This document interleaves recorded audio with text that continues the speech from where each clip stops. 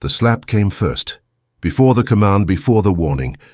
The sound cut through the heat like glass splitting open, echoing down the empty street. When the silence returned, it carried the shape of the town's shame. The officer's hand hung in the air a moment too long, suspended between reflex and decision. The old man did not move. His hat rolled once, lazily, then came to rest against the gutter. The world around them, storefronts, asphalt, power lines, seemed to hold its breath. Only then did time resume. A cicada droned from a tree across the road. The light shifted on the windows of the hardware store. Officer Darren Cole blinked behind his sunglasses, as if adjusting to the brightness, as if the light itself accused him. Henry Caldwell stood perfectly still. His cheek reddened, but his voice did not rise. The stillness carried weight, a quiet that refused to yield. Minutes earlier, the scene had looked unremarkable. A man walking toward the corner store, an engine idling behind him, the pretext of routine procedure. Cole had rolled down his window and spoken through the same clipped phrasing he used for traffic stops and noise complaints. There was no emergency, only authority in search of an object. Henry had answered politely, as he always did. His tone was low, his movements slow. He had reached for his wallet with deliberate care, offering his identification as if reciting a ritual meant to keep him safe. Cole had studied the card longer than necessary, turning it between his fingers like something suspicious. When Henry asked, "Is there a problem, officer?" The words were soft, but they carried memory, years of being asked to explain his own presence. Cole's jaw had tightened. The sun glinted off the badge pinned to his chest, a small circle of light branding the moment with official sanction. Somewhere behind that light the impulse had gathered, sharp and certain. Then came the sound.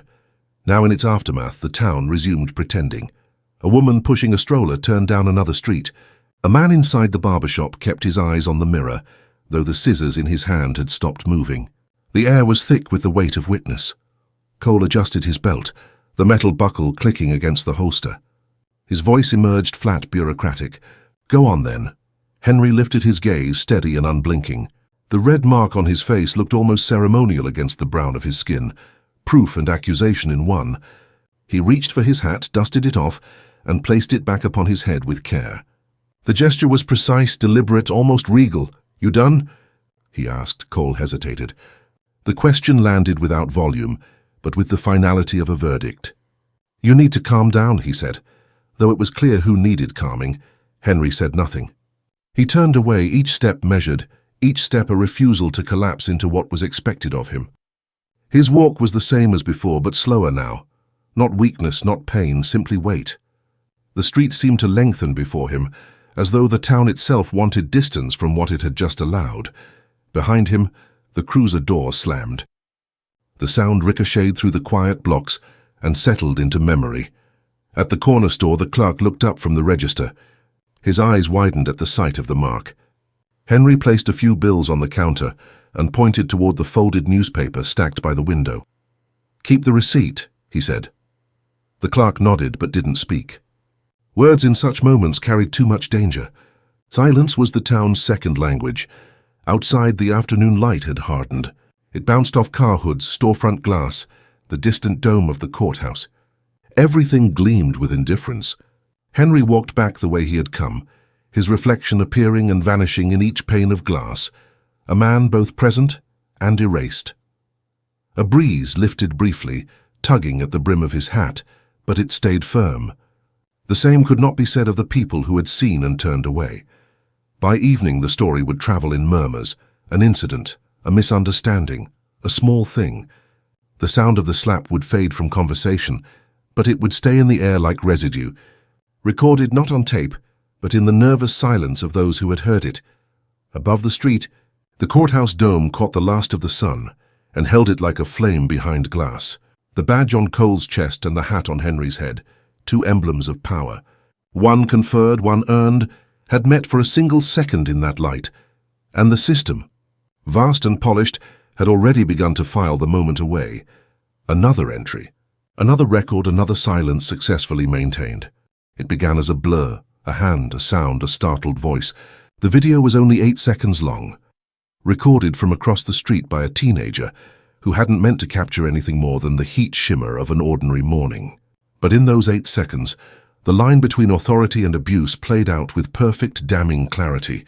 The clip spread before the day had cooled. Uploaded, mirrored, cropped, subtitled, slowed down. Shared, debated, denounced. Its title changed with every repost. Ashfield officer strikes elderly man. Routine stop turns violent. Another one. Each platform flattened it a little more. Pixels breaking into abstraction, sound becoming static. The violence dissolved into data, and in its place grew commentary, argument, and fatigue. Inside Ashfield Police Headquarters, the air conditioning hummed at a constant pitch, indifferent to the noise outside.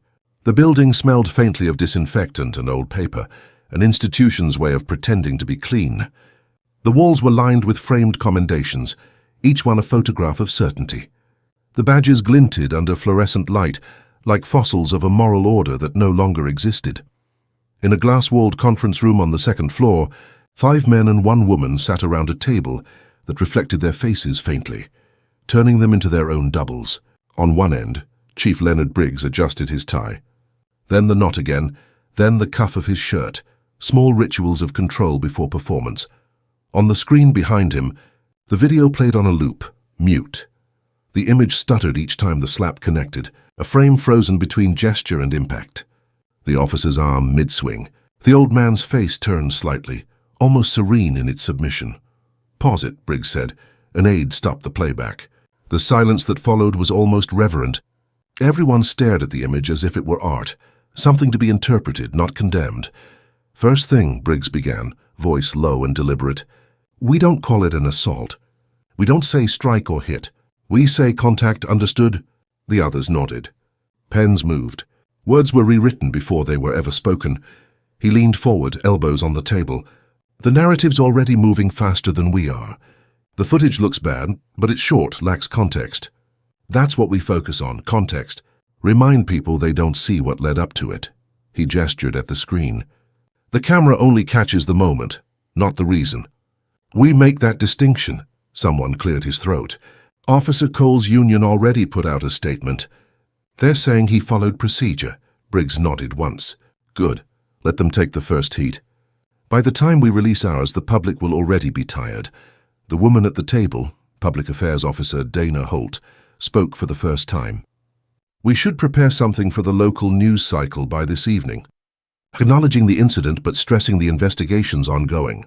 "Right," Briggs said. "Say we're cooperating fully. Say we value transparency."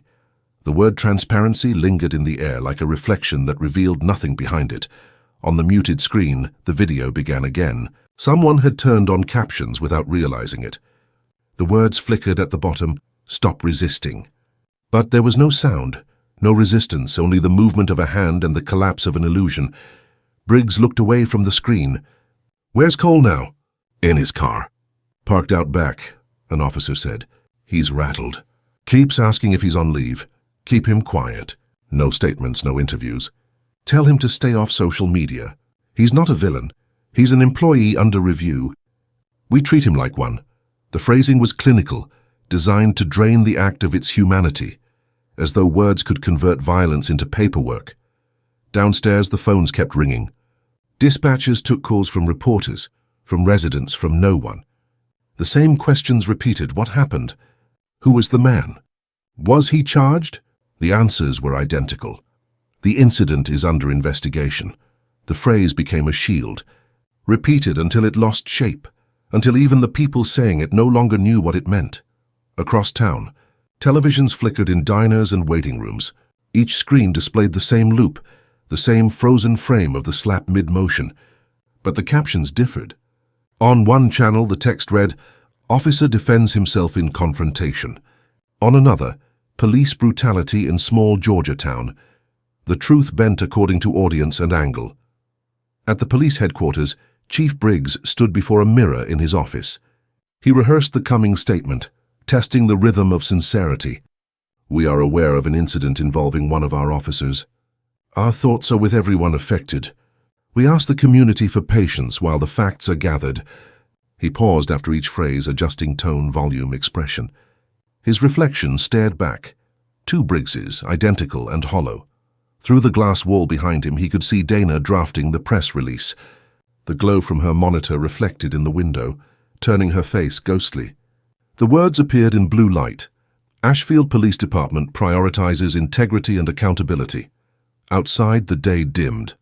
Reporters gathered near the station entrance, cameras perched like vultures. The first evening news van arrived, its satellite dish rising against the bruised sky.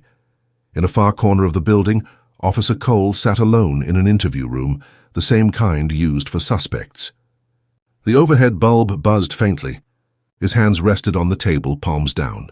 On the metal surface, the reflection of his badge wavered like light over water. He stared at it for a long time, trying to remember whether it still meant something. He looked up at the small black dome in the corner, the security camera. A red light blinked once every few seconds, steady, mechanical. Watching, recording, archiving. Somewhere, someone would review the footage later, looking not for truth but for order. In that building, every screen glowed with moving images, yet the truth could not be seen. It was refracted, processed, rewritten into statements, turned into files that would be marked closed before the week was over. By nightfall, the video would reach national networks. By morning, it would be replaced by another.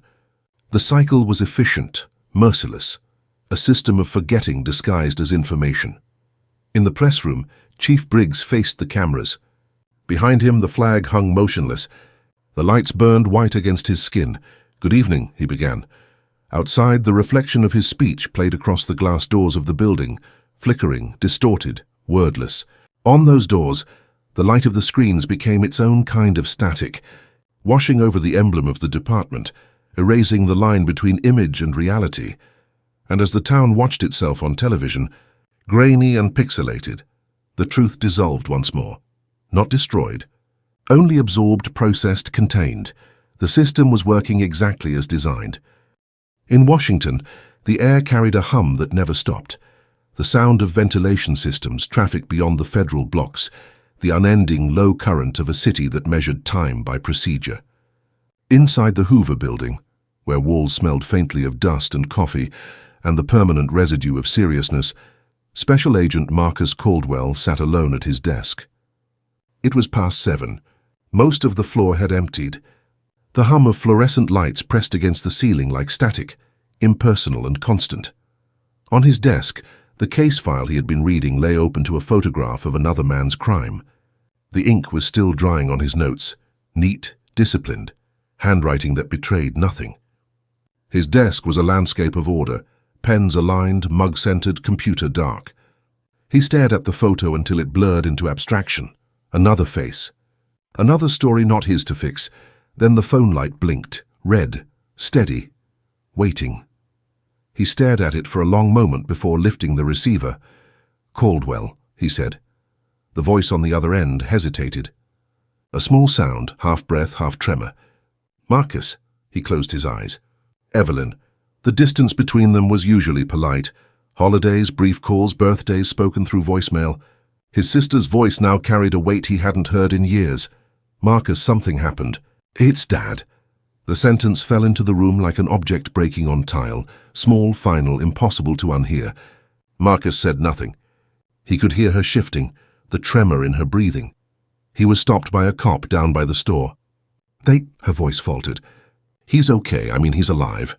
But Marcus's hand tightened around the receiver. The plastic creaked softly under pressure.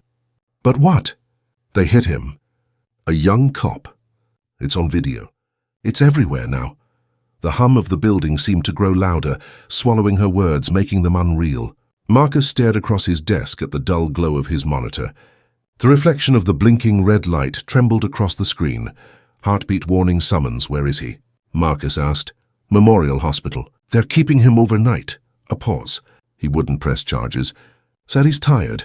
He leaned back in his chair, the leather groaning under him. The word tired hung there, raw and indecipherable. He imagined his father in that same old brown hat, sitting on a hospital bed under fluorescent lights, surrounded by people asking questions they didn't care to hear answered. "Who's the officer?" "Cole, Darren Cole." The name meant nothing, yet the syllables carried all the weight they needed. He repeated it once under his breath, quietly enough that Evelyn didn't hear. "Marcus," she said, voice shaking now. "Don't do anything. Please." He opened his eyes, fixed them on the dark glass of his office window. His own reflection stared back at him, double exposed over the night skyline. Behind that reflection, the city moved in miniature, red and white lights sliding across the Potomac, planes blinking beyond the monuments. "I'll book a flight," he said. "Marcus, I'll be there in the morning." She tried to say more, but he ended the call gently, setting the receiver down without sound. The red light on the phone blinked once, then went still. For a long time, Marcus didn't move. His hand remained on the receiver, palm pressed flat as if trying to extract warmth from it. Then he stood. Across the room, his badge caught a sliver of light from the hallway. It lay on his desk beside his gun, two symbols of state power, gleaming under institutional fluorescence. He picked up the badge, turned it over in his hand. The metal felt heavier than usual, like it knew something it wasn't supposed to. He thought of his father's hands, the same shape as his, but worn, rough from years in a factory that no longer existed. He remembered the last time they'd spoken 2 years ago, when words had run out before understanding did. The silence that followed had become permanent, comfortable in its own way. Now that silence had collapsed, Marcus opened the blinds and looked out across D.C. The streets below were a circuit board of light, precise and unfeeling. In the distance, the Washington Monument stood like a column of bone against the night sky, immaculate, indifferent. He could hear laughter from another office, someone finishing a story before heading home. The sound felt foreign, belonging to another world. He moved to the coat rack, retrieved his jacket, slipped it on. Each movement was mechanical, exact. He shut off the lamp, gathered the file folders, arranged everything until his desk was as it had been, clean, anonymous. No trace of interruption. Before leaving, he looked once more at the phone. The red light was dark now, but its after-image lingered, a small circle of color still pulsing in his mind. He imagined it back home in Georgia, on his father's nightstand, blinking with missed calls no one wanted to answer. In the elevator, the mirrored walls multiplied his image. 6 versions of the same man, each equally expressionless. The descent was smooth, silent. At the ground floor, the doors opened onto the lobby's marble expanse, where a lone security guard nodded without curiosity. Marcus walked through the metal detector, its frame humming faintly. The sound reminded him of the heartbeat monitor that must now be tracking his father's pulse in some quiet room. Both were machines of control, one for safety, one for survival. Outside, the November air bit cold against his face. He walked toward his car, the sound of his shoes echoing through the parking structure. Measured, military, restrained, he unlocked the door, sat behind the wheel, and let the silence fill the space around him. His reflection in the windshield looked almost unfamiliar. A man built from order, now hollowed by something unquantifiable. He started the engine. The dashboard lit up with red and white dials. One light blinked, the same rhythm as the phone. He watched it, entranced, until it steadied. Then he drove into the city's lattice of light toward the airport, toward the place he had spent years avoiding. Duty first. Then family, or perhaps at last both. Behind him, the Hoover building loomed in the rearview mirror, rows of identical windows reflecting nothing but themselves. Inside, every phone still waited to ring, every red light still ready to blink. The machinery of the bureau kept running, steady and blind, and somewhere between the blinking of one light and the next, Marcus Caldwell stopped being just an agent. He became a son again. The plane descended through a thin layer of morning cloud, and Ashfield revealed itself below. A patchwork of light and shadow, of red clay roads and pale roofs dulled by time. From above, the town looked almost peaceful, almost whole. Distance had a way of forgiving detail. But as the wheels touched down on the small regional runway and the engines wound to silence, that illusion fractured. Marcus stepped into the terminal, a single gate with flickering bulbs above its exit sign. The air smelled faintly of coffee and metal, and behind the glass, Georgia stretched flat and endless. He hadn't been home in 12 years. The air felt heavier now, like the place had been holding its breath the whole time he'd been gone. He walked through the parking lot to the rental car. The wind carried the faint scent of pine and dust, familiar and unwelcome. As he started the engine, the radio clicked onto local news. The voice was low, deliberate, a tone reserved for community matters that required polite outrage. The Ashfield Police Department continues to investigate last week's incident involving Officer Darren Cole and local resident Henry Caldwell. Community members are calling for transparency as tensions rise. Marcus turned it off. The silence afterward was thick, like a curtain closing. He drove toward town. The road narrowed, flanked by fields that had once been cotton and were now just weeds. Here and there new houses had sprouted, neat, identical small fortresses with vinyl siding and porch flags. They looked foreign to him, as if belonging to another country built atop the one he remembered. As he crossed into the town proper, the contrast sharpened. On one side of the main road stood the new Ashfield, polished storefronts, a cafe with reclaimed wood tables, a boutique that sold shirts no one local could afford. On the other side, the old Ashfield slouched into itself, cracked sidewalks, boarded windows and a bus stop with no bench.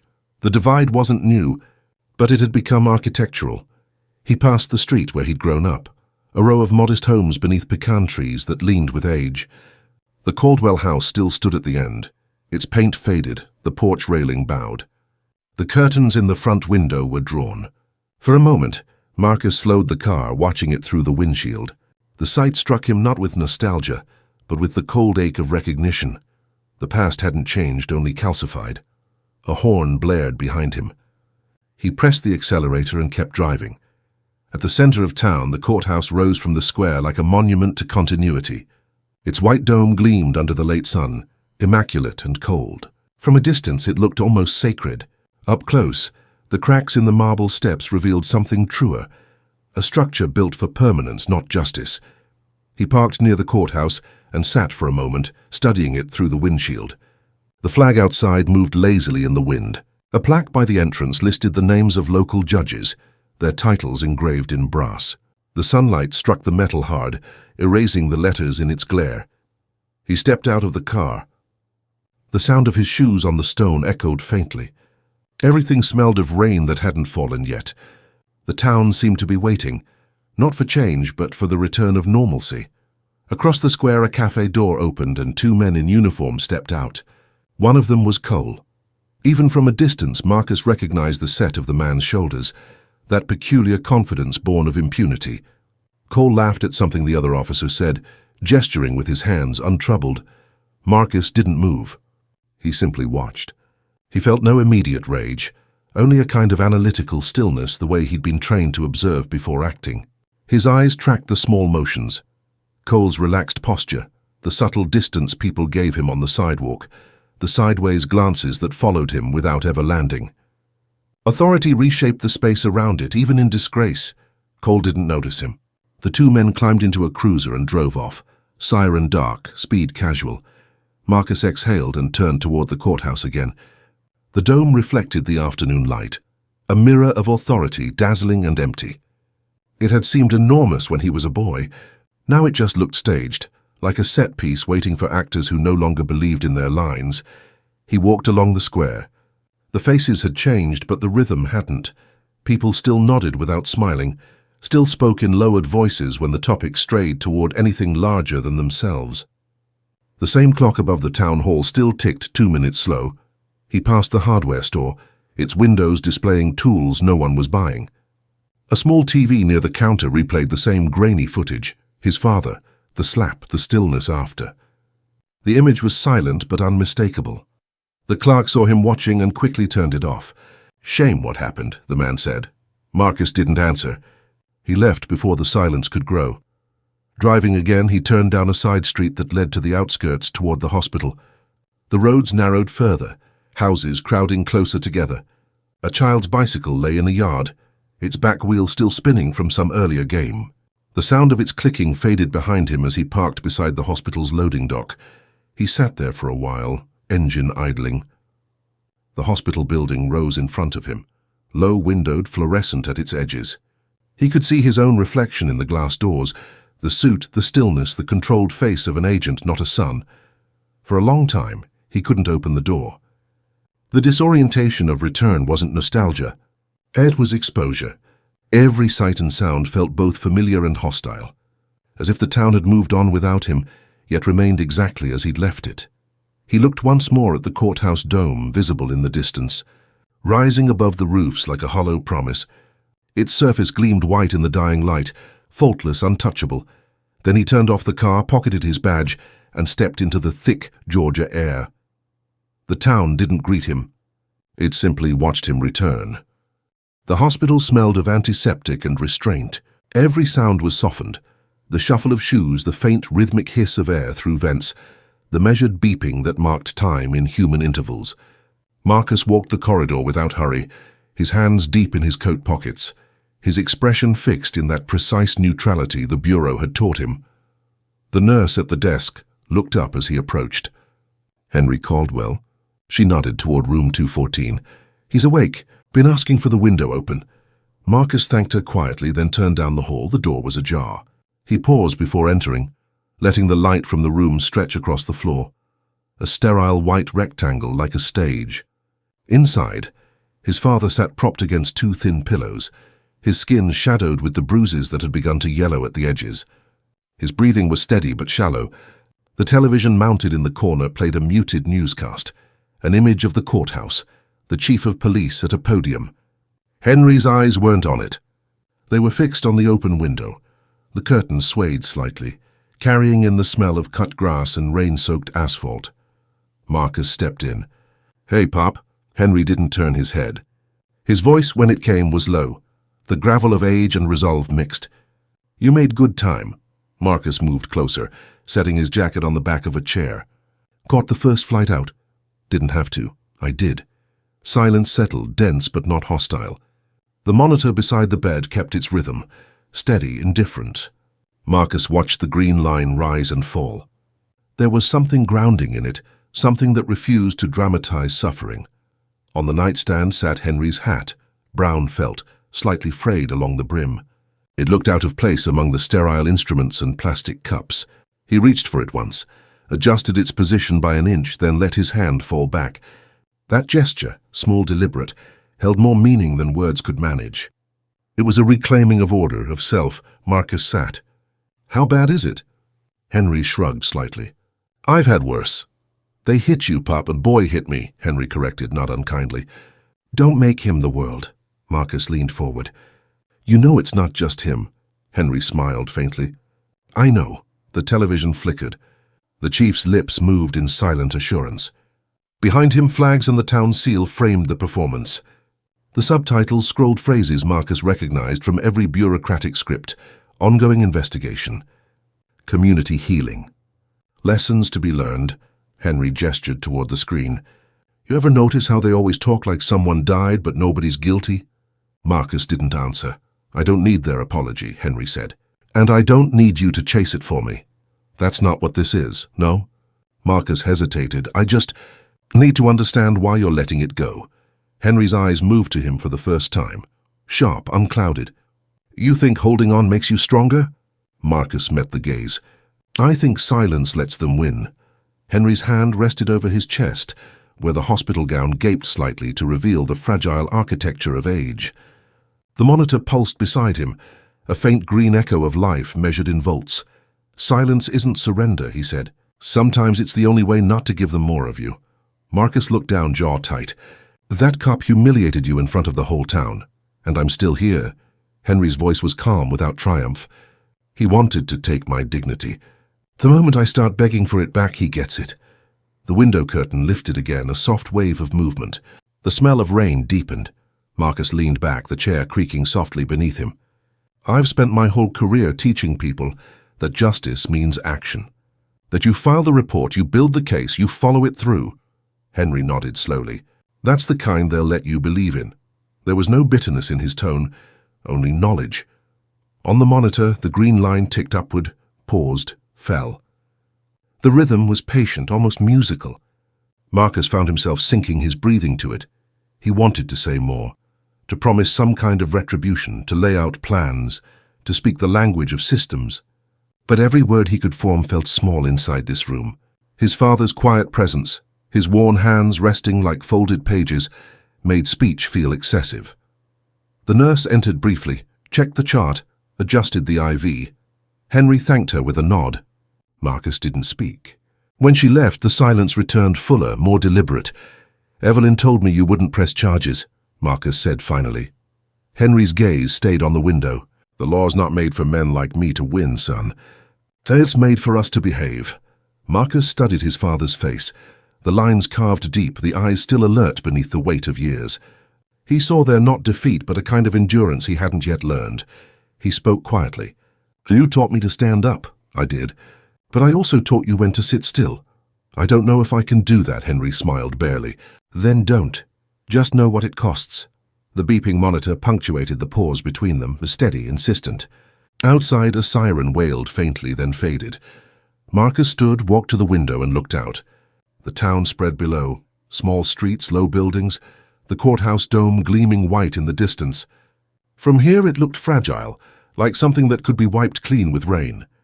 He turned back. You really think forgiveness changes anything? Henry adjusted the hat again, settling it precisely on the nightstand. Forgiveness isn't for them, he said. It's what lets me wake up tomorrow without being owned by yesterday. Marcus stared at the hat, that old symbol of composure, dignity kept alive through decades that tried to strip it away. He thought of the badge in his pocket, the mirrored language of authority it carried.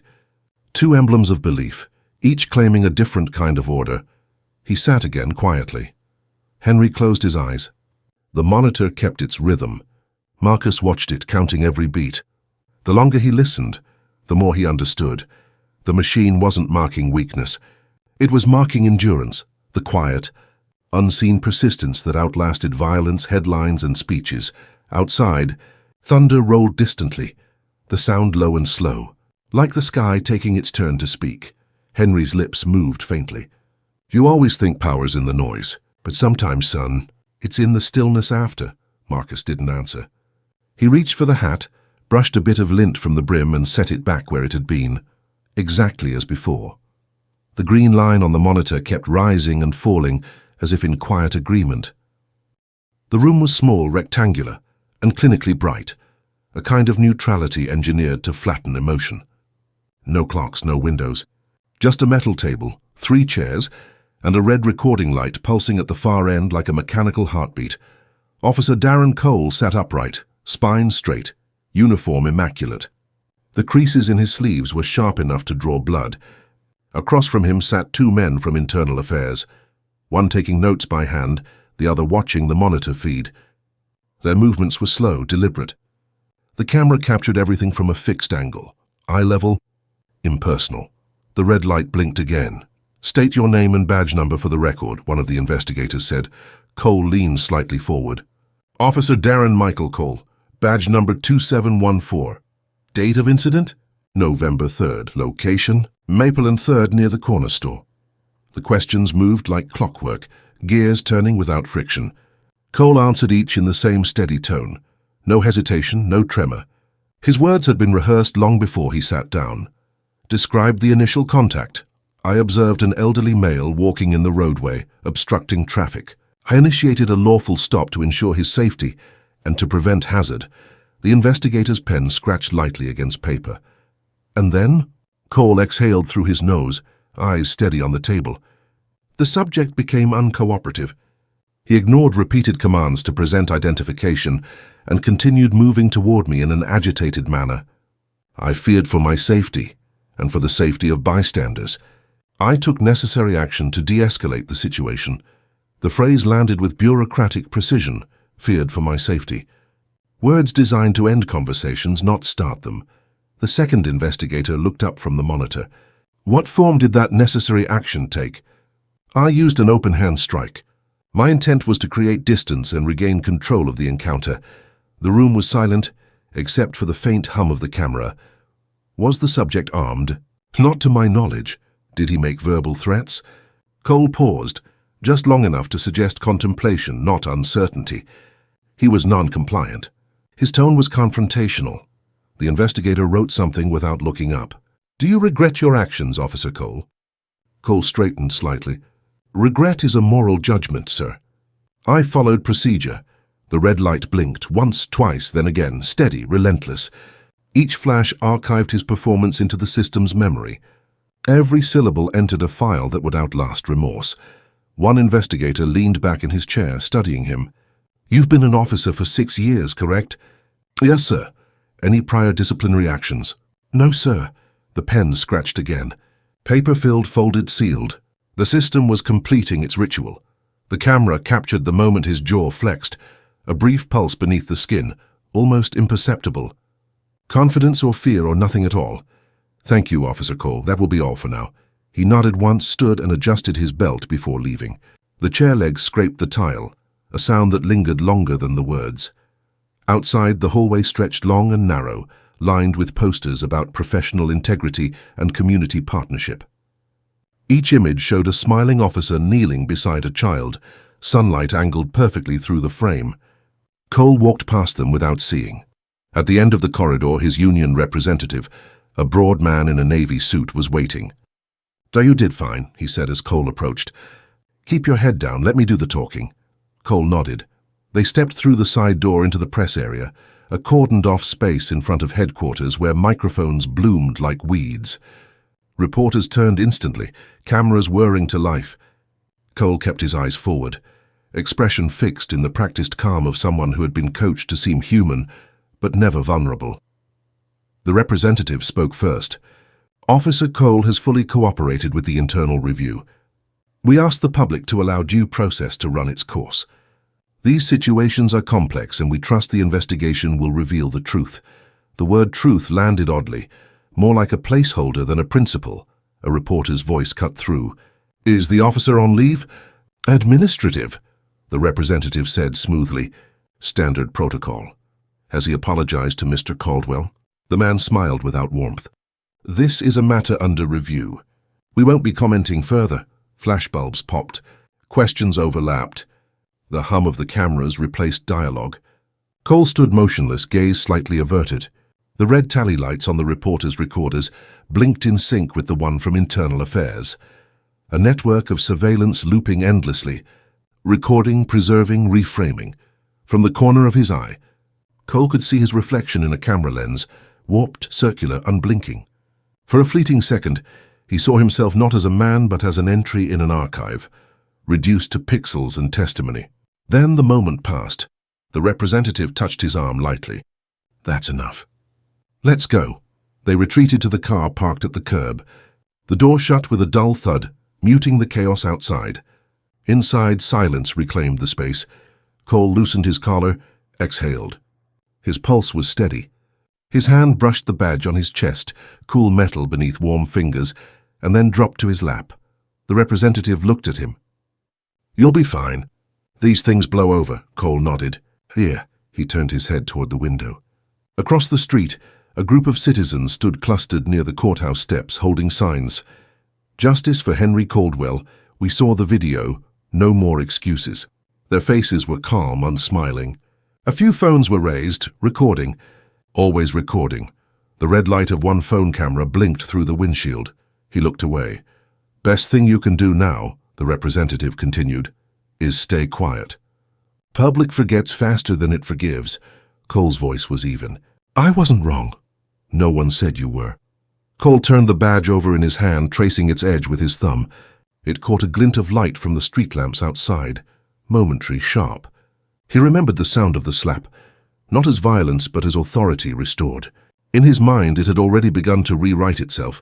The car engine started. The reporters' voices faded into static. In the rearview mirror, the red lights of the cameras still flickered like distant embers, recording, processing, storing. The machinery had already taken his version, coded it, stamped it with institutional language, and filed it away where truth no longer needed witnesses. Somewhere, on a secure server, the digital copy of his statement would live forever, perfect, unaltered, admissible. The system never forgot. It only learned to filter. As the car pulled away, the courthouse dome glinted faintly in the night sky, pale and serene, as if nothing had happened at all. Inside the IA room, the red recording light finally stopped blinking. The hum of the camera ceased. The silence that followed felt like the end of prayer, the kind said not for salvation but for procedure.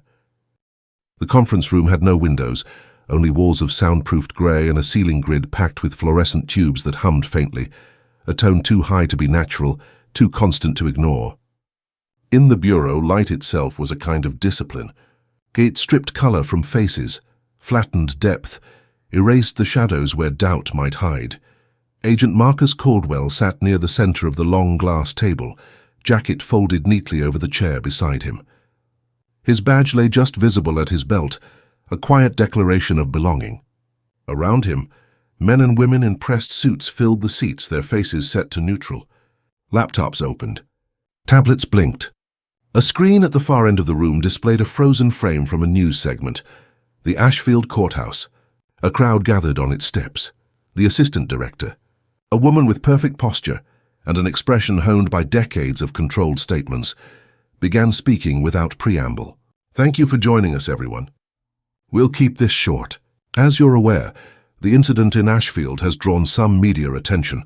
It involves local enforcement, not bureau operations. She didn't need to say we are not responsible. The tone carried it. The room's air felt dense, the hum of the lights pressing down. She continued, "We've received inquiries due to Agent Caldwell's family connection. Let me be clear. This matter remains under the jurisdiction of local authorities. Our role, if any, is observational." A rustle passed around the table. Pens lifted, notes jotted. Marcus didn't move. His hands were clasped together on the table, fingers interlaced, knuckles white. The assistant director turned to him. "Marcus, we understand the personal nature of this. You have our support, but you'll need to step back from any investigation, formal or informal." Her voice was even, rehearsed. Compassion expressed as compliance. He met her gaze. "I haven't interfered." "We know," she said, "and let's keep it that way." A faint click came from the light overhead, one of the tubes struggling, flickering. The room pulsed between brightness and shadow, rhythm irregular. It made the space feel alive in an unpleasant way, as though the building itself were warning them of something unspeakable. The deputy director seated beside her cleared his throat. "Optics matter. The Bureau can't afford the appearance of internal bias. You understand that, Agent Caldwell?" Marcus nodded once. "Yes, sir." The deputy director leaned forward slightly. "Good, because this isn't about guilt or innocence. It's about perception." That word, perception, settled in the room like fine dust. It coated everything, dulled every edge. The assistant director folded her hands. "Local law enforcement is under review. The Bureau's presence would be interpreted as federal interference, politicization. We're here to maintain distance, to remain professional." Another flicker. The light buzzed, flared, steadied. Marcus said quietly, "Professionalism shouldn't mean indifference." The room went still. One agent shifted papers. Another coughed into his hand. The assistant director's eyes flicked toward him, not angry but warning. "You know better than anyone how language works, Marcus. Our words have power. If we express outrage, it becomes precedent. If we express neutrality, it becomes policy. Choose carefully." He looked around the room. Every face reflected the same bureaucratic serenity. People trained to navigate moral terrain with calibrated detachment. Their silence was not ignorance. There was strategy. He spoke again, softer. "My father was assaulted on camera. You've all seen the footage." "Yes," she said. "And the Bureau does not make emotional responses to state-level incidents." Her phrasing was surgical. "Emotional responses, the neat excision of empathy by syntax." The deputy director added, "We're not minimizing your situation, Marcus. But there's a process for this." "Let it unfold." Marcus studied the tabletop. The glass reflected the overhead lights in a grid. White squares, precise and sterile. Each square seemed to contain its own fragment of him. Eyes, jaw, hands. A man divided into sanctioned parts. He said, "You ever notice how our process always ends in silence?" No one answered. The assistant director finally exhaled. "Let's adjourn for 5 minutes." Chairs scraped lightly against the floor. Conversations resumed in low bureaucratic tones, phrases like policy alignment, jurisdictional respect, public confidence, words engineered to keep reality at a distance. Marcus stayed seated. When the others left, the assistant director lingered near the door. "Marcus, I'm going to speak plainly." He looked up. "You're a good agent. Don't let personal emotion undermine that. There are rules for a reason. The Bureau survives because we don't take sides." He rose slowly. "You think truth is a side?" Her expression didn't change. "Truth is a risk. We mitigate risks." Then she left, closing the door behind her. The hum of the lights seemed louder now. He stood in the empty room. the flicker above him casting fragments of shadow across the walls. On the screen, the paused image of the courthouse remained, the dome shining, the crowd frozen mid-protest. He walked closer to the screen and stared at it. In the reflection, he could see himself, doubled, ghostly, caught between the building's image and the fluorescent glare. The courthouse looked smaller here, abstracted by pixels and distance. It might as well have been another country. He turned off the monitor. The image vanished, leaving only his reflection in the dark glass. When the door opened again, it was his section chief, a man Marcus had worked under for years, pragmatic, loyal to the structure that paid him. "Marcus," he said quietly, off the record. "Let it go. I can't. Then don't make it official. You start asking questions. People start drawing lines around you. You know how this place works." Marcus met his gaze. "I know exactly how it works." The chief sighed. "Then you also know it never breaks from the inside." He left without waiting for a reply. Marcus stood in the silence that followed, his mind parsing every phrase. Jurisdictional matter, due process, perception management. Language as architecture. Each word was a wall. He looked up at the flickering tube again. The light buzzed, dimmed, returned. The brief lapses of shadow felt almost human. He imagined all the words spoken in this room over the years. Reports, justifications, denials, and how each syllable had built the structure tighter, brighter, blinder. He walked to the door, hand on the frame. The hum followed him, constant, like the building breathing. In the hallway, agents passed with files and phones, moving efficiently between duties. Each carried the same expression, alert, detached, obedient to system and syntax. Marcus paused once more under the light before the elevator. Its flicker reflected off the polished floor, a stuttered glow that seemed to pulse in time with the hollow rhythm of the bureau itself. He pressed the button. The elevator doors opened with a hiss. As he stepped inside, he looked up one last time. The fluorescent light above the doorway buzzed once more, brightened and held steady. He blinked against its whiteness until his eyes began to ache.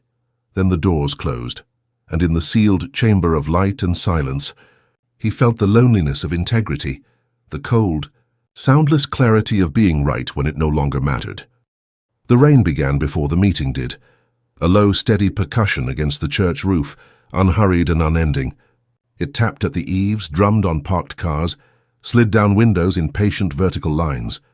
The town of Ashfield felt smaller under the storm, as though the rain had pressed the air itself into a tighter shape. Inside the Mount Olive Church basement, folding chairs were arranged in imperfect rows. Fluorescent lights buzzed overhead, dim against the grey daylight seeping through narrow windows. The smell of damp coats, paper, and coffee hung heavy in the air. A cross stood nailed to the wall behind the makeshift podium, its shadow faint but constant, drawn long by the single overhead bulb that refused to stop flickering. The townspeople came in slowly, in pairs and clusters. They filled the room with the kind of murmured tension that comes before a verdict. There were familiar faces, the pastor, the barber, the retired schoolteacher, mothers clutching their children's hands. A few white townspeople stood at the back, uneasy but present. A pair of local reporters sat by the wall, cameras tucked discreetly at their feet, notebooks poised. At the front, the pastor, Reverend Lyle, tried to restore calm. His hands were clasped before him, knuckles pale. "We're here to speak in truth, not in rage," he said, his voice steady but strained. "Let's remember that." No one answered. The hum of the basement lights filled the silence, joined by the relentless rhythm of rain. When Marcus Caldwell entered, the sound of conversation faltered. He stood for a moment near the doorway, water dripping from his coat, his face carved in stillness. Some recognized him immediately, the son of Henry Caldwell, the man struck by the officer. Others saw only a stranger with an FBI badge tucked out of sight. He took a seat in the back row, his posture rigid, eyes forward. He had not spoken publicly since returning. Reverend Lyle cleared his throat. "We'll begin with what we all know. The video speaks for itself. But we also know how stories are told a few and retold, until the truth gets diluted. So tonight we speak as witnesses. Not victims, witnesses." The word echoed in the low-ceilinged room. "Witnesses," a woman rose from the second row. "My son saw it," she said, from across the street. "He said Mr. Caldwell didn't even raise his voice." Her hands trembled slightly. They keep saying it's under investigation. But how many times have we heard that before? A murmur of assent rippled through the room. An older man, the barber, and spoke next. They'll make it sound like procedure. They always do. I've lived through enough of these investigations to know what that means. Silence, someone muttered. The pastor nodded grimly. Silence dressed up as patience. The words landed like stones in still water. Marcus listened. Every sentence struck some buried chord inside him. Every tone of resignation, every breath between fury and fatigue. He had sat in federal rooms that spoke the same way, only with colder language. Here the vocabulary was raw, but the meaning the same, power preserved by delay. He looked toward the front where an image of his father flickered faintly on a projector screen, a still frame from the grainy footage. The hat on the ground beside him, the officer's hand mid-air. Frozen injustice looped endlessly across screens until outrage dulled into data. A voice called from the back, "What's the FBI going to do about it?" All eyes turned, not toward the questioner but toward Marcus. The shift was slow, like a tide turning. He hadn't planned to speak. He felt the room waiting for him, the air thick with expectation. The rain hammered harder against the glass, steady, insistent. Marcus stood. His chair scraped softly against the floor. For a moment, no one breathed. When he spoke, his voice was low but carried easily. "I'm not here as an agent," he said. "Not tonight." The crowd held still. "I came back because my father's name became a headline, because I saw the same words you've all seen, incident under review. I know what that means too. I've written those words." He paused. His reflection glimmered faintly in the basement window, a blurred outline framed by rain. "I've spent years serving a system that teaches us to be neutral," he continued. "But neutrality has a cost. Every time we call injustice a misunderstanding, we make it stronger." A low murmur moved through the crowd, part agreement, part pain. He went on. "I can't promise you justice. Not from the Bureau, not from the courts. But I can tell you this. Silence is their language. It's the only one they understand. And the only way to break it is to speak louder than they expect us to." A woman near the front whispered, "And what about your father?" Marcus's voice softened. "He's alive, and he's still silent. But his silence isn't surrender. It's refusal. He's not giving them the words they can twist." He looked around the room, faces old and young, hardened by years of cautious hope. "You want to know what to do next? Don't wait for their permission to be angry. Don't wait for their timing to tell the truth. They'll call it disruption, and they'll call it disrespect. But what they really mean is fear." The rain outside intensified, striking the windows like applause or warning. Reverend Lyle stepped forward, his voice barely above a whisper. "Then let's pray for courage, not calm." Everyone rose. The chairs creaked in unison, a rusted symphony. Hands joined, heads bowed. The prayer that followed was wordless for several seconds, the collective hum of grief finding form. Then the pastor began to speak softly. "Lord, let truth not drown beneath patience." Marcus's eyes stayed open. Through the narrow window, he watched the rain flow in sheets over the glass, erasing the outside world. Each droplet caught the basement light and broke it into fragments, brief sparks vanishing. When the prayer ended, no one moved to leave. The room lingered in that heavy after-silence, where grief and resolve are indistinguishable. Marcus sat again. The chair felt harder than before. The hum of the lights, the whisper of the storm, the breath of dozens waiting for something unnamed, all merged into a single pulse. The rain had become relentless now, a kind of insistence. It struck the roof in even rhythm, 1,000 small blows against an unmoving surface, cleansing perhaps, or futile. Outside, the gutters overflowed. The streetlights blurred into halos through the downpour. Inside, the people of Ashfield sat in uneasy unity, their silence no longer submission but preparation. And beneath the steady drum of rain, a town learned to listen to its own voice again. The rain had stopped by morning, but the world it left behind was colorless. Pavement slick and dark, the courthouse steps shining like stone washed of memory. The air smelled of metal and ozone. Marcus sat in his father's small kitchen, the blinds half drawn, the laptop screen's glow cutting through the dimness. The cursor blinked against the police report's sterile lines, timestamps, unit codes, officer names, words meant to convey order, But even order, he knew, could be falsified. The official record read like a ritual. 1842. Officer Cole initiates traffic stop. 1847. Verbal warning issued. 1849. Subject becomes uncooperative. 1850. De-escalation attempted. 1851. Force used. 5 minutes. One life's dignity compressed into procedural syntax. Marcus traced the timeline with his finger. The timestamps didn't match the footage he'd seen online. A shaky clip from a bystander's phone. The slap occurred closer to 1846, not 1851. Those missing 5 minutes were not clerical. They were crafted. He zoomed in on a detail. The patrol car's digital clock visible in the corner of the footage. 1846:13. The report was lying. He opened another file, the officer's body cam log. A single line stared back at him. Cam 019 temporarily malfunctioned. Error code 74B. Marcus exhaled through his nose. Malfunction, the oldest word in the lexicon of avoidance. He leaned back, staring at the ceiling. A faint hum came from the refrigerator, the only sound in the room. He remembered those bureau briefings where data was sanctified, where every inconsistency became an anomaly to be contextualized. Context was how truth died. Not violently, but politely, he closed the laptop. From his pocket he pulled a small USB drive, the one he'd used the night before to copy a section of the Ashfield police database.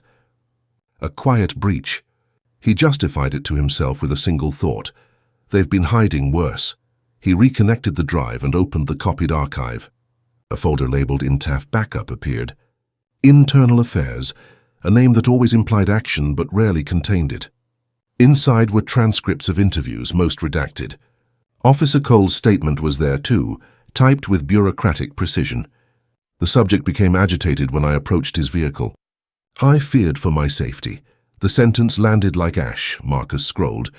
At the bottom of the file, a line of metadata caught his eye. Edited 2309, 3 hours after upload. Not the officer. Someone else. He opened the audit log. Digital fingerprints left behind by systems too arrogant to conceal their own traces. The file had been accessed by a user tag admin.af, the chief's credentials.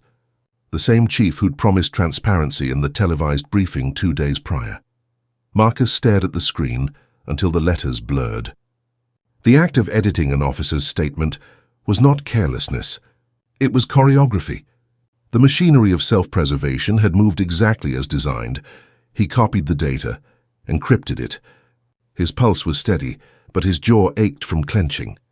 From the living room came the faint ticking of the wall clock. His father's, its rhythm irregular now, slowed by years. He rose, stretching the tension from his shoulders, and walked toward it. The clock hands jerked forward in hesitant motion, a second late on every beat. Even time in this house resisted accuracy. He looked toward the hallway, where Henry's hat still rested on the nightstand by the door. The symbol had become heavier with each passing day, not just of pride, but of continuity. Marcus reached out, adjusted it slightly the way his father had done. Then he returned to the table. The next file opened slowly, a dispatcher's audio transcript. The call log showed an officer request at 1848, but no audio attached. He checked the server mirror. There was a void, a 3-minute gap in the recording. The silence was official, institutionalized. He replayed the bystander video once more, focusing on the background, the faint hum of a radio, the mutter of static just before the strike. Then a half-second before the slap, another sound, a voice faintly audible saying something indecipherable. A fragment. He looped it, amplified, filtered the noise. A few words emerged through distortion. Don't... the camera. Marcus froze. The line repeated. Don't the camera. It wasn't a malfunction. It was instruction. He sat back, the sound replaying in his mind. He'd seen this pattern before, in federal corruption cases and cover-ups that began as minor adjustments. The method was consistent. Adjust the timeline, neutralize the footage, flood the file with procedure until no one remembered the act itself. He wrote down a sequence. Officer Cole stops vehicle, 1842. Camera records until 1846. Instruction heard. Don't... the camera. Body cam failure logged at 1847. Report altered at 2309. The pattern was complete. So was the intention. He saved the file under a coded name, Labyrinth.01. The name came unbidden, his sense that every discovery only led him deeper into something designed to mislead. The walls weren't built from stone. They were built from words.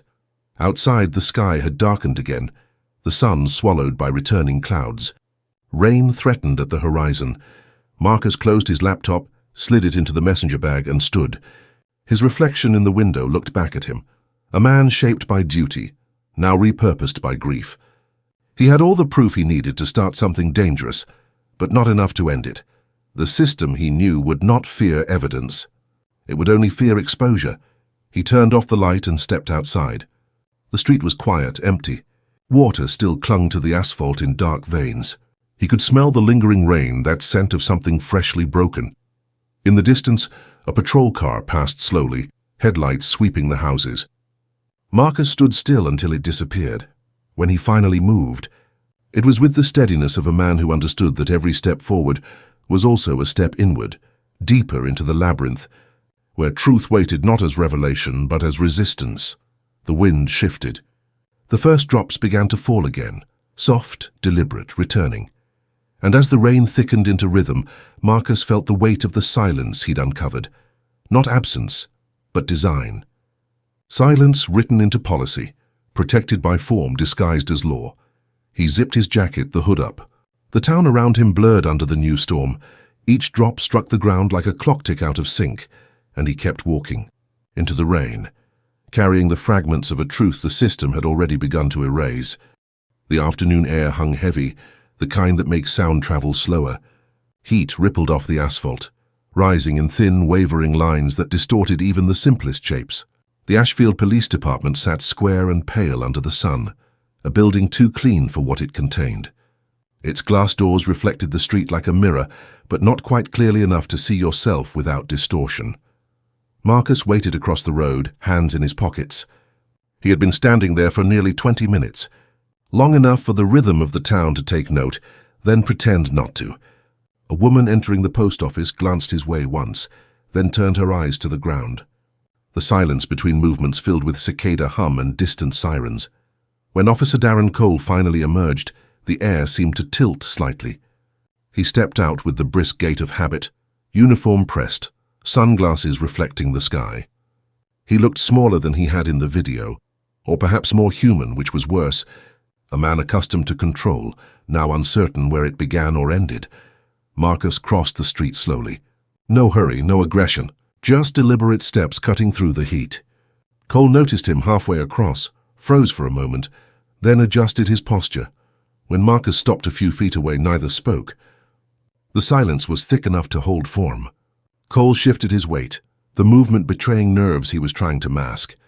Marcus's voice, when it came, was low, level. "You remember me?" Cole's jaw tightened. "I do. You should." A pause. The cicadas screamed in the trees. Cole said, "You have something to say."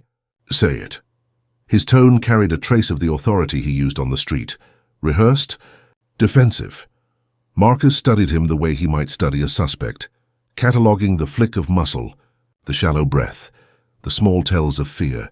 "You wrote that my father was uncooperative. I followed protocol." "No," Marcus said. "So you followed a pattern." Cole's throat moved as he swallowed. The mirrored lenses of his sunglasses hid his eyes, but the reflection in them showed Marcus clearly. Standing upright, motionless, a figure cast against the brightness, Marcus continued, voice calm but cutting. "You disabled your camera before you struck him." "That's not true. I heard the command." "Someone said, 'Don't the camera.' It's in the footage." Cole's mouth twitched, the briefest falter before recovering. "Those videos are unreliable." Marcus took a step closer. "You think the problem is the footage." Cole's hand brushed the edge of his belt unconsciously, not toward his holster but near it. A reflex, not intent. Marcus noticed. The gesture said more than words ever could. "I'm not here to threaten you," Marcus said quietly. "You've had enough of that kind of power." Cole exhaled, his breath unsteady. "I don't know what you think you're doing, Agent." "That title," Marcus said, "doesn't belong here." "Not today." For the first time, Cole looked directly at him, No mask of procedure, no shield of language. The silence between them stretched taut. Two men standing on opposite sides of a moral boundary disguised as law. You came all this way to what? Make me feel guilty? Cole asked, voice brittle. Marcus shook his head once. Guilt would mean you remember the man you hit. You don't. You remember the uniform, the report, the protocol. You've convinced yourself those are the same thing.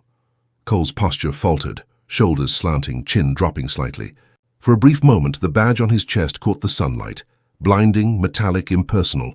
Marcus stared at it. You hide behind that, he said. Every one of you does. You think it's armor, but it's just a mirror. It reflects whatever's standing in front of you. That day it reflected my father. Cole's silence was a kind of confession. The hum of the street filled the space, a car passing slowly, the sound of tires on wet asphalt from last night's rain. Marcus's tone softened, but the precision remained. You know why I didn't come here to make a scene?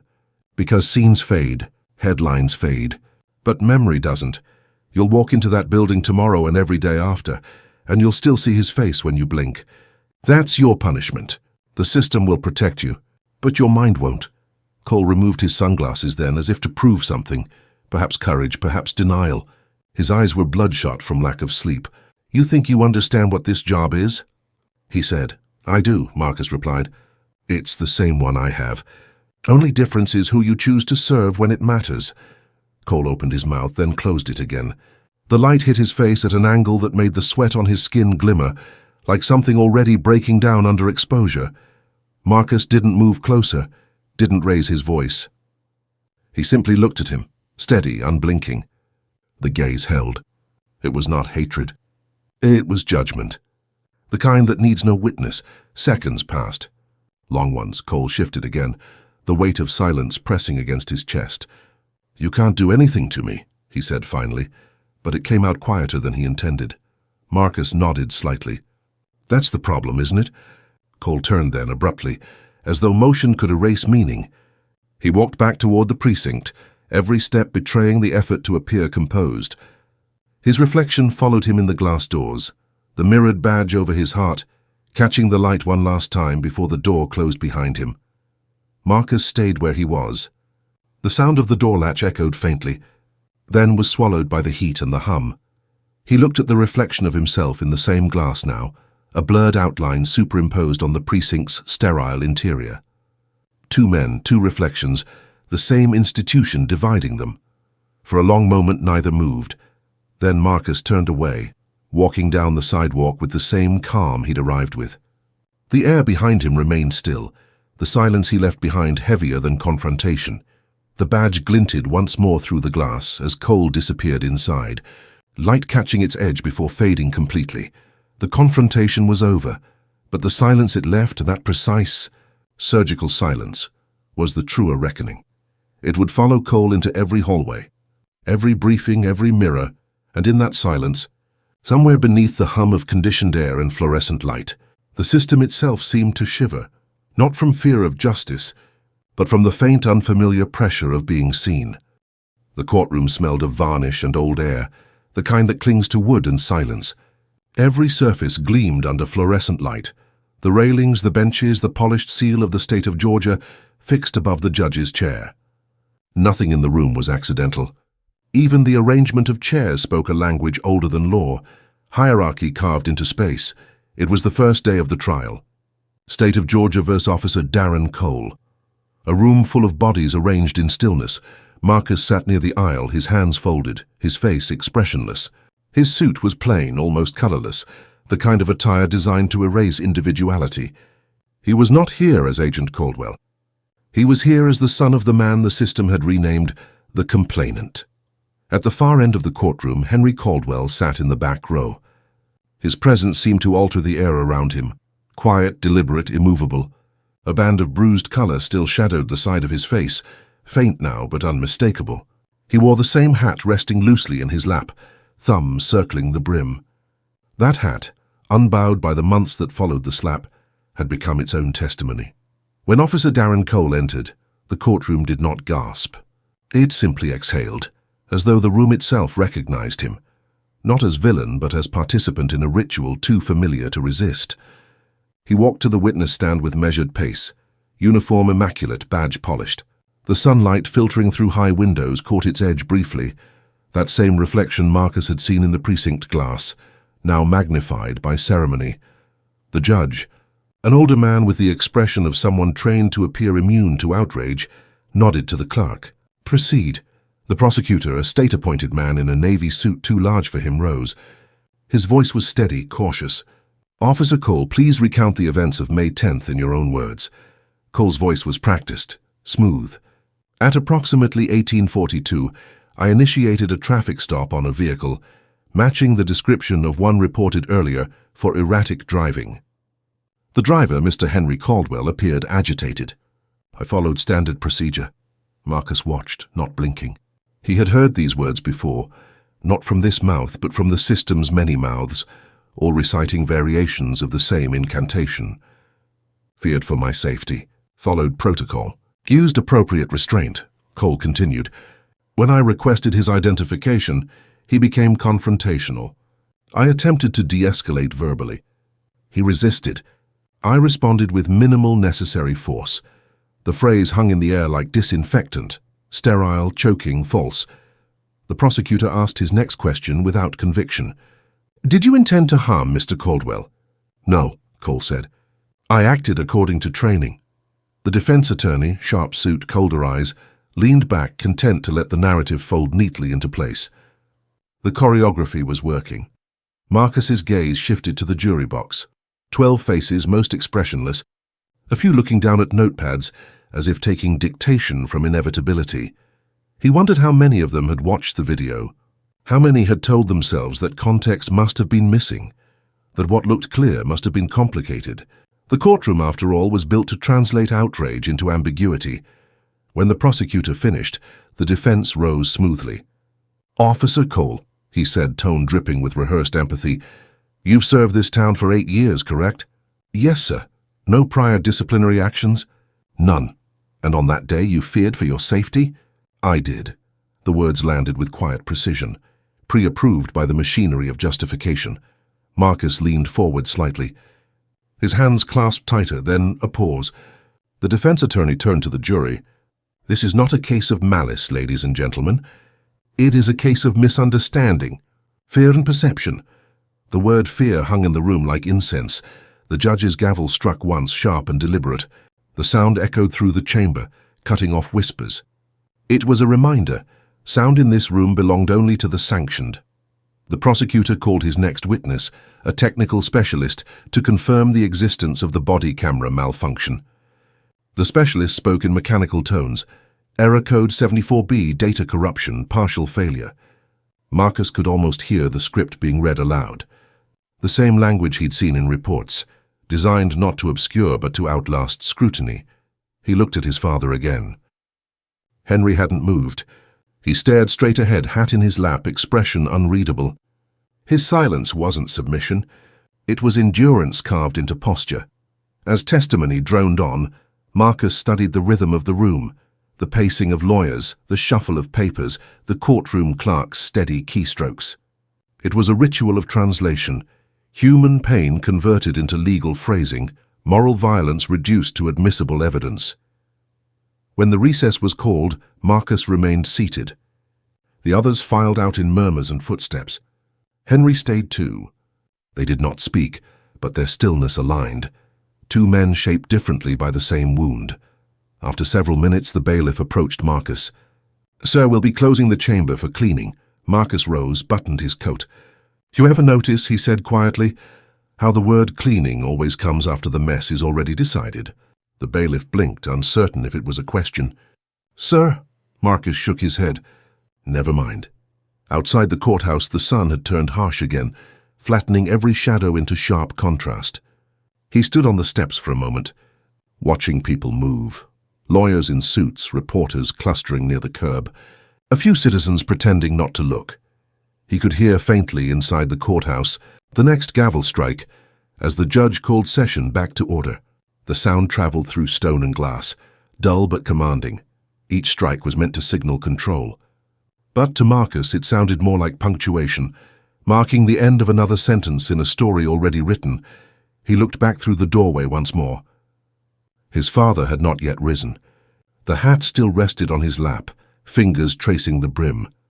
The motion was slow, patient, deliberate. That gesture, and small, unyielding, carried more truth than any oath sworn that day. As Marcus stepped into the light, he thought of the gavel again, a tool of finality that never truly ended anything. It silenced but did not resolve. Inside, the next witness took the stand. The machinery turned again, polished, procedural, perfect in its own blindness. Outside, the courthouse dome glared against the sky, a mirror of justice rather than its source, and below it, the son of the man it failed stood still, watching the reflection ripple across its surface, knowing that the sound of the gavel was not the sound of justice, it was the sound of repetition. The Bible felt colder than he expected. The surface was smooth, the edges slightly frayed from years of use. It had been touched by hundreds of hands, most trembling, some lying, some desperate for absolution that would never come. Marcus rested his palm on it, fingers spread, not for faith, but for clarity. The clerk's voice broke the silence. "Do you swear to tell the truth, the whole truth, and nothing but the truth?" "I do." The words left his mouth with the weight of a verdict. He sat. The witness chair was positioned beneath a ring of fluorescent light, isolating him from the rest of the courtroom. It felt less like illumination and more like examination. He could hear the low hum of the bulbs above him, an artificial halo sterile and merciless. Across from him, the judge watched with the stillness of marble. The prosecutor shuffled papers without purpose. The defense leaned back, eyes sharp but unthreatened. Every figure in that room was performing a role inside a system designed to sustain itself. Marcus inhaled once, the kind of breath used to steady a marksman. "State your name and occupation for the record." "Marcus Elijah Caldwell, Special Agent, Federal Bureau of Investigation." A murmur spread through the benches, brief as static, before dissolving into courtroom etiquette. The judge tapped the side of his gavel, not striking, just a reminder that noise here had boundaries. The prosecutor nodded. "Mr. Caldwell, you are the son of the complainant, Mr. Henry Caldwell?" "I am. And you've come today as a character witness?" Marcus looked directly at him. "I've come today to speak truth." The prosecutor hesitated. It wasn't an objectionable statement, just an unsettling one. "Tell us about your father," he said finally. Marcus's eyes softened, though his voice remained precise. "My father has been a mechanic for 40 years.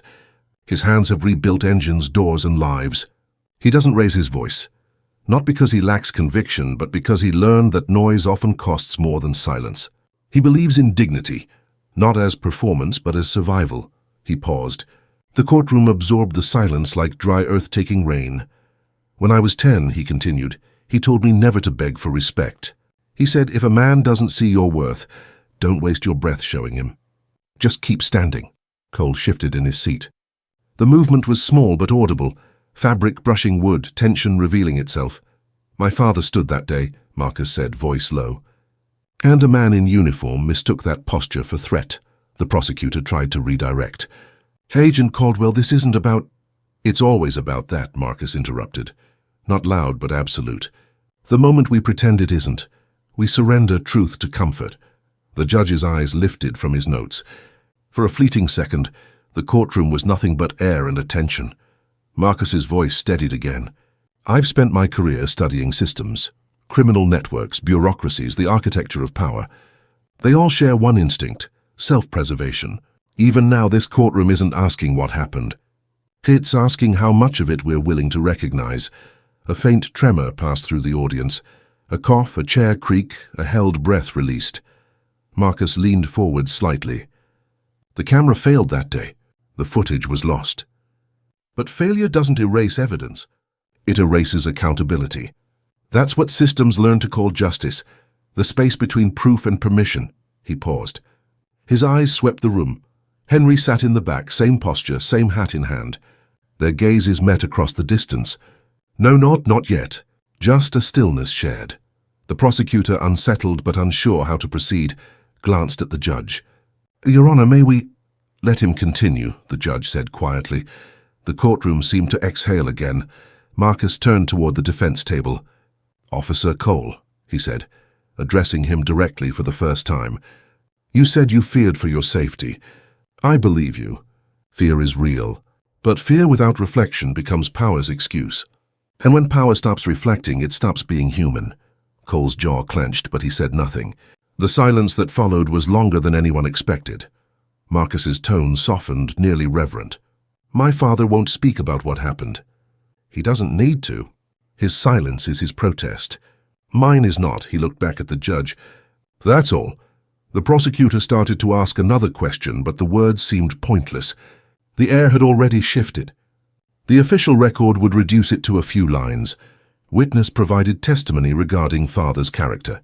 Minor emotional tone, but those in the room knew they had witnessed something outside procedure. When Marcus stood to leave the witness chair, he felt the weight of the oath still pulsing in his hand, as if truth itself had left a residue. As he walked past the rail, his father's head tilted slightly, a single nod, measured, final.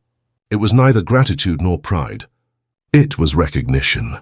Their silent exchange between two men who had lived their truths differently, but carried the same inheritance of restraint. Marcus stopped briefly before exiting, eyes lifting toward the courtroom seal. An eagle cast in bronze, wings spread, eyes forward. It looked powerful, unyielding, but frozen. Outside light flooded the hallway through tall windows. Dust drifted in the beams like suspended time. He felt no triumph, no relief, only release, the slow unwinding of something long clenched inside.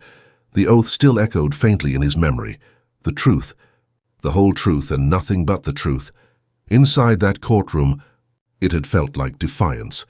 Outside, it felt like breath. The afternoon air hung heavy, the kind that makes sound travel slower. Heat rippled off the asphalt, rising in thin, wavering lines that distorted even the simplest shapes. The Ashfield Police Department sat square and pale under the sun, a building too clean for what it contained. Its glass doors reflected the street like a mirror, but not quite clearly enough to see yourself without distortion. Marcus waited across the road, hands in his pockets. He had been standing there for nearly 20 minutes, long enough for the rhythm of the town to take note, then pretend not to. A woman entering the post office glanced his way once, then turned her eyes to the ground. The silence between movements filled with cicada hum and distant sirens. When Officer Darren Cole finally emerged, the air seemed to tilt slightly.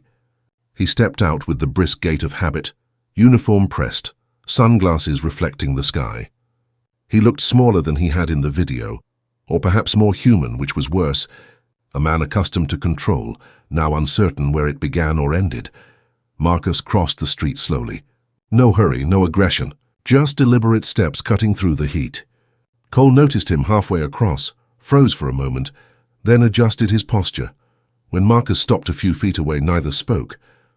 The silence was thick enough to hold form. Cole shifted his weight, the movement betraying nerves he was trying to mask. Marcus's voice, when it came, was low, level. You remember me? Cole's jaw tightened. I do. You should. A pause. The cicadas screamed in the trees. Cole said, You have something to say. Say it. His tone carried a trace of the authority he used on the street. Rehearsed, defensive. Marcus studied him the way he might study a suspect, cataloguing the flick of muscle, the shallow breath, the small tells of fear. You wrote that my father was uncooperative. I followed protocol. No, Marcus said. So you followed a pattern. Cole's throat moved as he swallowed. The mirrored lenses of his sunglasses hid his eyes, but the reflection in them showed Marcus clearly. Standing upright, motionless, a figure cast against the brightness. Marcus continued, voice calm but cutting. You disabled your camera before you struck him. That's not true. I heard the command. Someone said, Don't the camera. It's in the footage. Cole's mouth twitched, the briefest falter before recovering. Those videos are unreliable. Marcus took a step closer. You think the problem is the footage. Cole's hand brushed the edge of his belt unconsciously, not toward his holster but near it. A reflex, not intent. Marcus noticed. The gesture said more than words ever could. I'm not here to threaten you, Marcus said quietly. You've had enough of that kind of power. Cole exhaled, his breath unsteady. I don't know what you think you're doing, Agent. That title, Marcus said, doesn't belong here. Not today. For the first time, Cole looked directly at him. No mask of procedure, no shield of language. The silence between them stretched taut. Two men standing on opposite sides of a moral boundary disguised as law. You came all this way to what? Make me feel guilty? Cole asked, voice brittle. Marcus shook his head once. Guilt would mean you remember the man you hit. You don't. You remember the uniform, the report, the protocol. You've convinced yourself those are the same thing. Cole's posture faltered, shoulders slanting, chin dropping slightly. For a brief moment, the badge on his chest caught the sunlight. Blinding, metallic, impersonal. Marcus stared at it. You hide behind that, he said. Every one of you does. You think it's armor, but it's just a mirror. It reflects whatever's standing in front of you. That day it reflected my father. Cole's silence was a kind of confession. The hum of the street filled the space, a car passing slowly, the sound of tires on wet asphalt from last night's rain.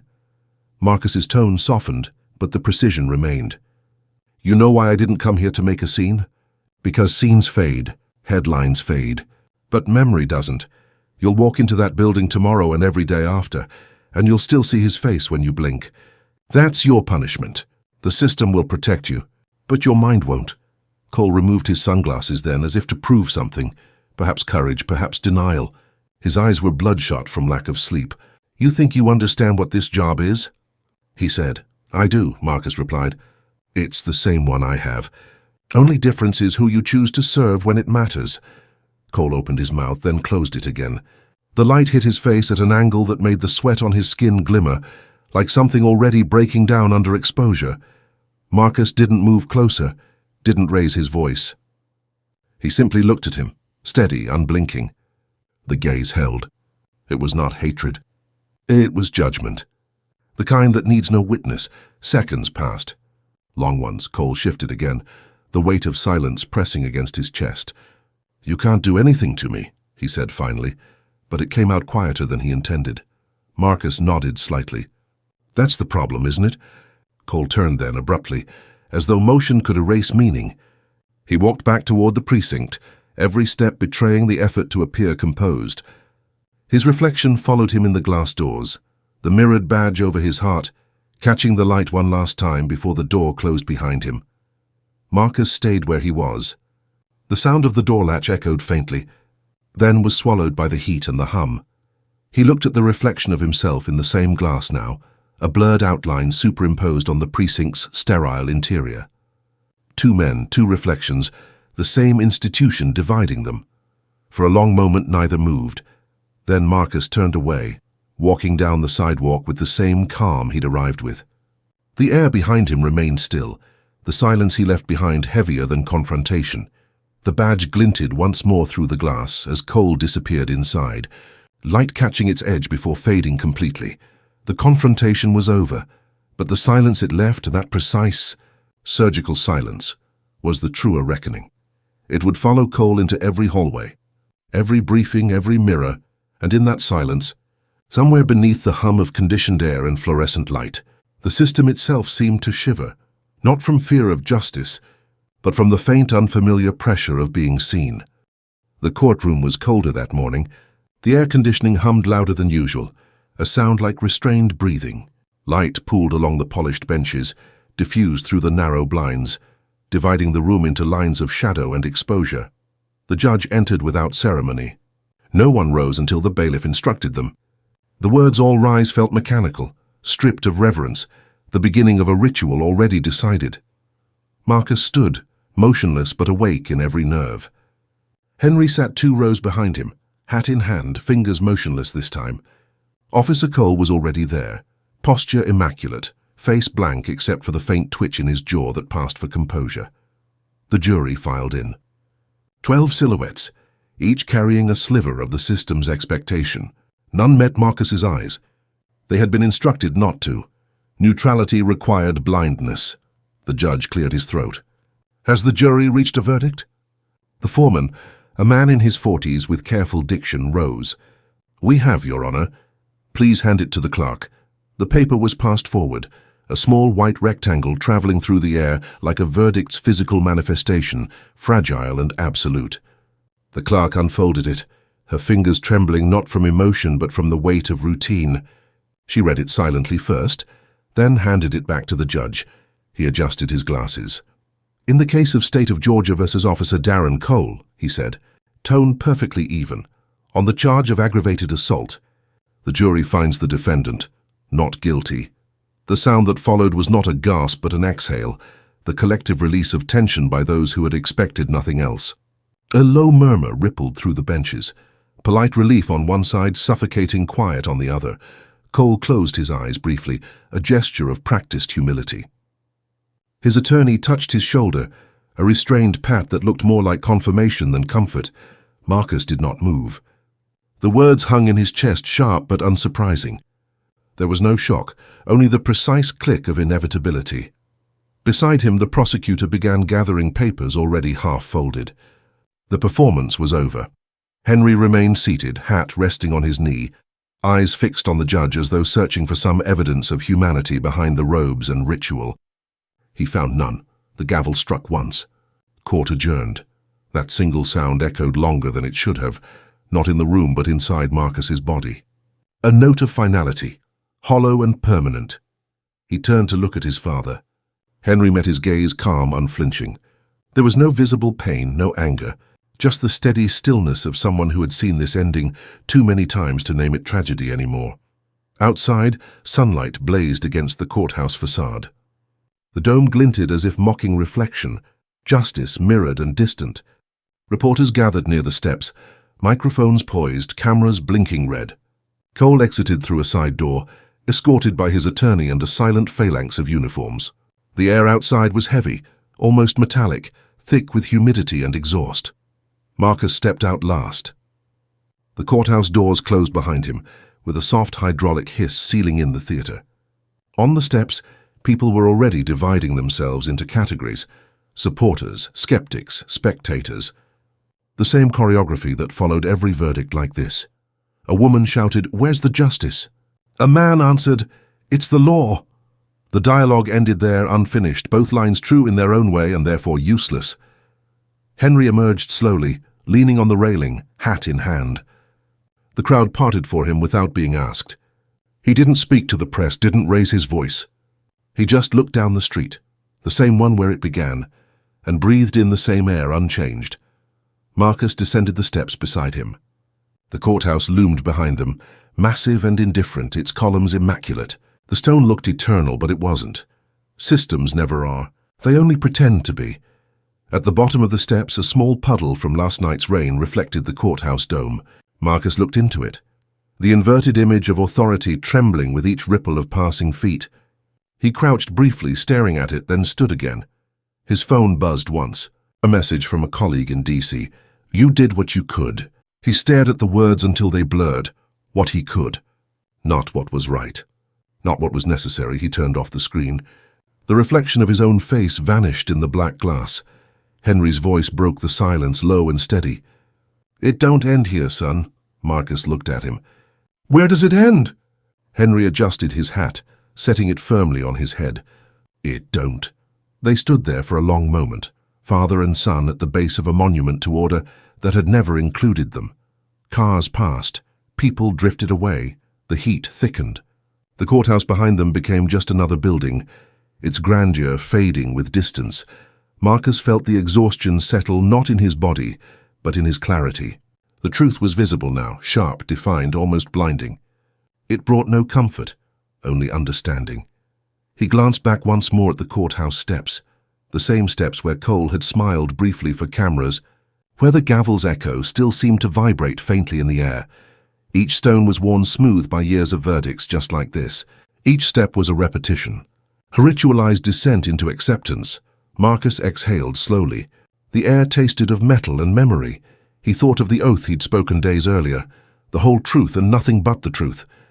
He realized now that truth was never the problem.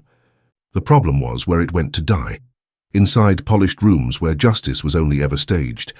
As the sun sank behind the courthouse dome, its reflection on the puddle wavered and disappeared. The image dissolved, but the structure remained tall and untouched. Henry began to walk away, steady, unhurried. Marcus followed. Their footsteps, in unison, echoed faintly against the stone, the sound of men leaving a place that had already decided their worth. Behind them, the courthouse loomed, silent, perfect, eternal in appearance, a monument not to justice but to its endurance. Morning came without sound.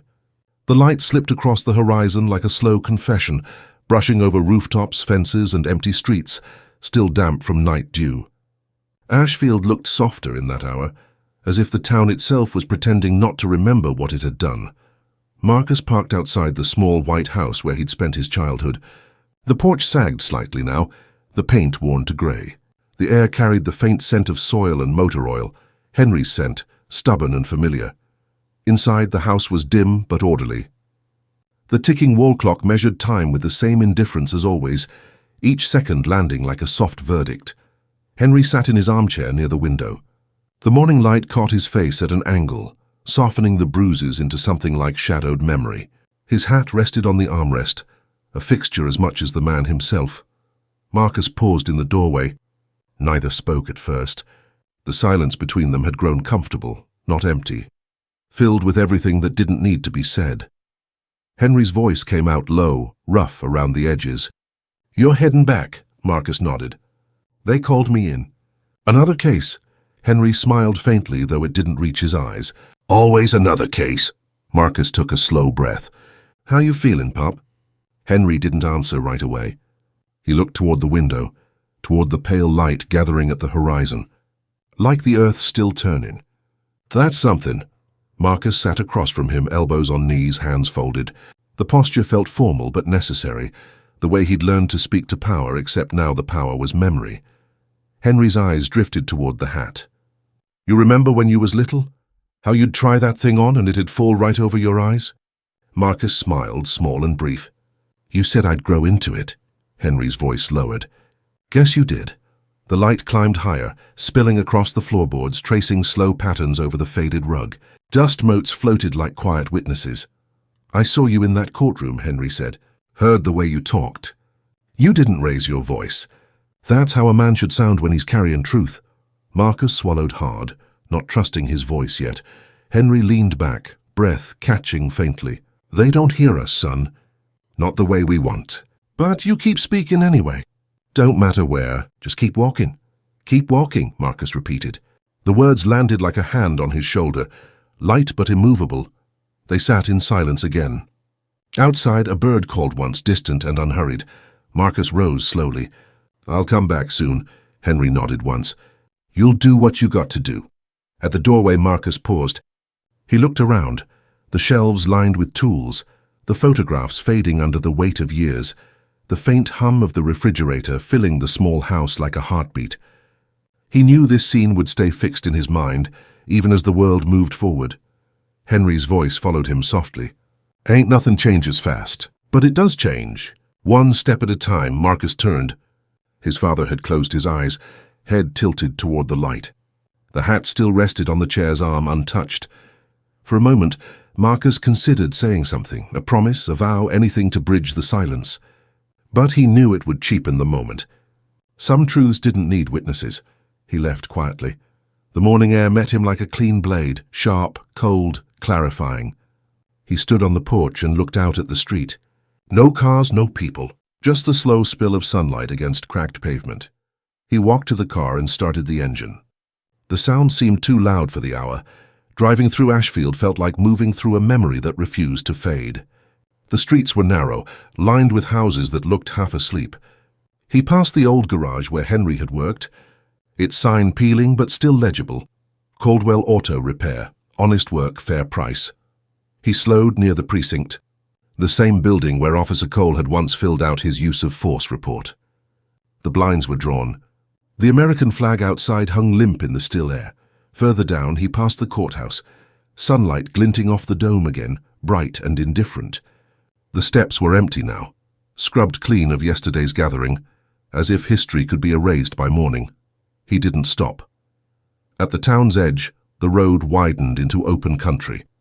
The trees thickened, the fields stretching out in soft waves. The rising sun flashed intermittently through the windshield, each burst of light like a pulse. Marcus rolled down the window. The air smelled of soil, rain, and gasoline, the scent of beginnings or perhaps persistence. He thought of his father's words. Keep walking, not marching. Not fighting! Walking, steady, forward, human. He imagined Henry sitting by the window, the hat still by his side, the morning light softening everything it touched. The image steadied him. As the highway opened before him, the light grew stronger, almost blinding. He adjusted the rearview mirror, saw the town shrinking behind him, dissolving into distance. He didn't look back again. The road stretched straight and unbroken, flanked by power lines that cut the horizon into measured segments. Man's attempt to order the infinite. The sun rose higher, washing the world in pale gold. Marcus drove toward it, the light filling the car, erasing shadow. For the first time in weeks, he felt something close to breath, not peace but movement. At the county line, a small green sign flashed past, leaving Ashfield. He almost smiled. In his chest, grief had settled into something harder, cleaner, resolve forged by loss. He drove on. The road hummed beneath the tires, steady, endless. Behind him the town remained, silent, self-contained, unchanged. Ahead of him the day waited, bright and unforgiving. And in between, just the rhythm of the engine, the pulse of light, and the echo of a voice that would never leave him. Keep walking. The bureau's marble floors gleamed like water frozen mid-motion. Every step Marcus took echoed upward, ricocheting through the high ceilings and polished corridors. The building was always cold, temperature and tone alike. Even sound felt disciplined here, confined to protocol. He carried the report file under his arm, 52 pages of analysis, cross-referenced timestamps, and recommended procedural reviews. To anyone else, it was indistinguishable from the thousands of reports that passed through these halls each year. It had the shape of compliance, the scent of bureaucracy, but it was not compliant. Not entirely. He entered the records division, a narrow room lined with glass panels and light reflected from unseen sources. The clerk behind the counter didn't look up. Case file. Marcus slid the folder forward. Caldwell Henry. Civil review cross-filed with use of force inquiry, Georgia District. The clerk stamped the cover mechanically. Finalized? Final enough. She didn't hear the undertone. She wasn't meant to. When she reached for the file, the fluorescent light caught the metallic edge of Marcus's badge. It flashed briefly, the same cold glint that had once caught the sun on Cole's uniform. For a second, the light felt indistinguishable from then. Authority shining with both promise and peril. He set the badge down beside the report. The emblem of trust and control. Polished, impersonal. The object every system required its servants to wear. While the clerk logged the document, Marcus's eyes drifted to the mirrored glass beyond her desk. His own reflection looked unfamiliar. Not older exactly, but thinner, as if something essential had been burned away. When she handed back the acknowledgement slip, her tone was routine. It's in the system now. Marcus looked at the slip. Black ink, official stamp. The system now. That phrase carried both closure and condemnation. He thanked her quietly and left. The elevator descended soundlessly, the numbers above the door ticking downward like measured thought. In the mirrored wall, the reflection of his badge moved with each breath. He caught himself staring at it, not out of pride but inquiry. The symbol had always promised purpose. Today it looked like contradiction made metal. He stepped out into the lobby. Morning light streamed through the tall glass facade, catching the edges of desks and marble columns, turning the space into a grid of radiance and shadow. Employees passed briskly, their expressions neutral, their movements precise. Each carried the same badge clipped to their belt or jacket, hundreds of small suns flashing across the floor, each one indistinguishable from the next. Marcus paused near the entrance. A pair of analysts passed him, laughing quietly about a training memo. Another agent stood near the security gate, adjusting his tie, muttering about optics for a press briefing. The machinery was already humming, unbothered. The bureau, like every system he'd ever studied, never faltered long enough to feel shame. He reached into his pocket and pulled out a copy of the report summary, 3 sentences printed in formal language. Incident reviewed. No federal intervention warranted. Recommendations deferred pending procedural audit. Beneath the sterile phrasing, Marcus had embedded something else, a code of phrasing subtle enough to evade deletion. A sequence of initial letters across multiple paragraphs that, when read diagonally, spelled, "He stood still." It was nothing a superior would ever notice. But it was there, A record within the record, a whisper disguised as paperwork. His father's defiance encoded into federal memory. He folded the page back into his pocket. At the lobby exit, sunlight poured in through the revolving doors. The light was harsh, unfiltered, the same brightness that had struck the badge on Cole's chest that day in Ashfield, the same light that had glinted on the courthouse dome, the same light that had touched Henry's hat in the hospital room. The light never chose sides. It revealed. That was all. Marcus paused before stepping out. A security guard glanced up from his post. "Heading out early, Agent Caldwell?" "Something like that. Back tomorrow?" Marcus gave a small smile that didn't quite form. "We'll see." He passed through the revolving door, the glass rotating with a soft hiss. The sunlight engulfed him, immediate and blinding. For a moment, the badge caught it again, a flare of white fire that turned the emblem into something abstract, stripped of allegiance. Then the light faded and it was only metal again. Outside, Washington was alive with movement. Traffic pulsed, horns distantly echoing, flags shifting in the slight wind. The city was built on order.